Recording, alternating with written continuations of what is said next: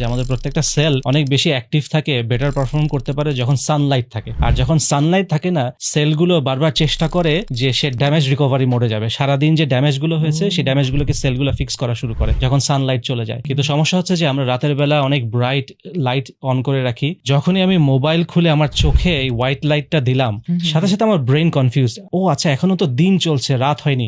সাথে সাথে সেলগুলোকে বলে না না, তোমরা যে ড্যামেজ রিকভারি শুরু করেছিলে, তোমাদের নিজেদের রিপেয়ার করছিলে, রিপেয়ার বন্ধ করো, এখনো রাত হয়নি। তো রাত 12টা-1টা পর্যন্ত আমি যেটা করছি, আমার বডিকে রিপেয়ার করতে দিচ্ছি না। রিপেয়ার না করার কারণে যেটা হচ্ছে, আমার বডিতে কন্টিনিউয়াসলি ড্যামেজ হচ্ছে। ড্যামেজ হওয়ার কারণে ওই যে liver problem, acidity problem, kidney problem, হাজার রকমের সমস্যা, ক্যান্সার, এগুলো সব হচ্ছে। তার কারণ হচ্ছে যে প্রতিদিন যে আমার অ্যাটলিস্ট 4-5 ঘন্টা আমার বডি রিপেয়ার করতে পারতো, সেটা করতে পারে না।